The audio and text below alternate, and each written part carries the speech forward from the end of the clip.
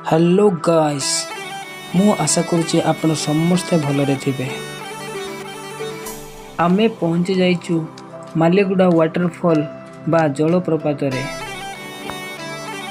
पहाड़ पर्वत झरणा सौंदर्यर गंताघर होची आमर एई कोरापुट जिला। एई कोरापुट जिले रे आपण कोन बा न देखि पारिबे। अनेक दर्शनीय स्थान अछि।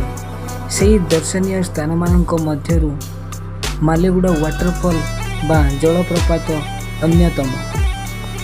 चारि दिगकु केवल पहाड़ पर्वत ही अछि।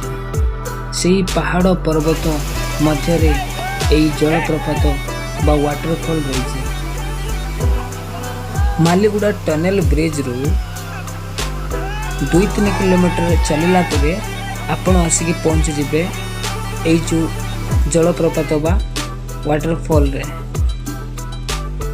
एही वाटरफॉल रे आपण गाधेबार मध्य सुविधा पाई परिबे। टिके सेफ्टी अछि।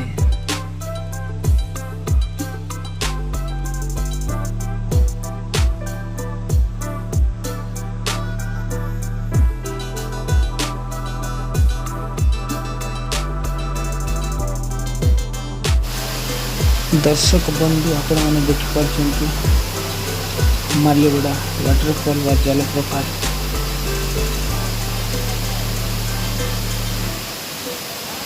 चारि दिगकु केवल पहाड़ पर्वत ही घेरिकी रही।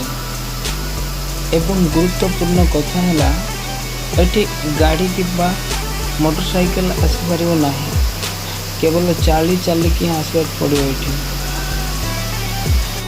ये चाली चालिकी यही वाटरफॉल रे आसीलु एटी आसला परे गाधेकी पूरा दुख कष्ट पूरा भूली गलु। भाई आपण माने आसिले जानिबे घर जावाई जमारू मन लगे ना। आपण जदि मालेगुड़ा आछंती तो आपण को दुईटा परिदर्शन हो जिवो। गोटे हला मालेगुड़ा वाटरफॉल जलप्रपात आउ गोटे हला टनेल ब्रिज। ए दुईटा दर्शन करके आपण जाई परिबे। एटा अधिक दूर मध्य नाही, मात्र 2-3 किलोमीटर डिस्टेंस रे ही रही।